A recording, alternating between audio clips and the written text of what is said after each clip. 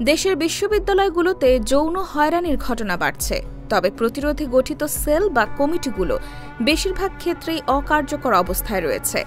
2009 সালে হাইকোর্টের নির্দেশে সব শিক্ষা প্রতিষ্ঠানে যৌন হয়রানি প্রতিরোধ সেল গঠনের নির্দেশ দেওয়া হলেও বাস্তবে অনেক সেল কেবল কাগজে কলমে সীমাবদ্ধ।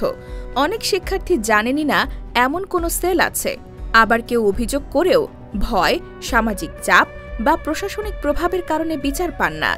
বিভিন্ন বিশ্ববিদ্যালয় অনুসন্ধানে দেখা গেছে যৌন হয়রানি সেল থাকলেও কোথাও নিয়মিত সভা হয় না, অভিযোগের জন্য নেই হেল্পলাইন বা অনলাইন ফর্ম। ঢাকা বিশ্ববিদ্যালয়ে 8 থেকে 10টি অভিযোগ জমা পড়লেও কোনোটি নিষ্পত্তি হয়নি। বেগম রোকেয়া বিশ্ববিদ্যালয়ের 10টির মধ্যে 8টি তদন্ত শেষ হলেও বেশিরভাগই এখনও অমীমাংসিত। ইসলামী বিশ্ববিদ্যালয়, যশোর বিজ্ঞান ও প্রযুক্তি বিশ্ববিদ্যালয়, পটুয়াখালী বিজ্ঞান ও প্রযুক্তি বিশ্ববিদ্যালয় সহ বহু প্রতিষ্ঠানেই সেল নিষ্ক্রিয়। রাজশাহী বিশ্ববিদ্যালয় ভিত্তিক এক গবেষণায় দেখা গেছে 90% শিক্ষার্থী ভয় অভিযোগ করেন না।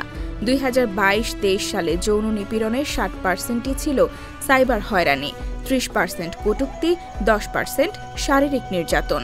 বিশ্লেষকরা বলছেন, বিচারহীনতা, প্রশাসনিক গাফিলতি ও রাজনৈতিক প্রভাবের কারণেই সমস্যা বাড়ছে।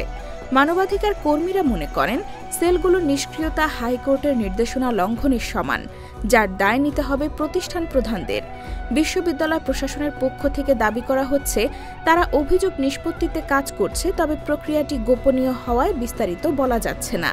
নারী অধিকার কর্মীরা বলছেন, এসব সেল কার্যকরভাবে পরিচালনা ও শিক্ষার্থীদের সচেতনতা বাড়ালে হয়রানির হার অনেকটাই কমে আসবে।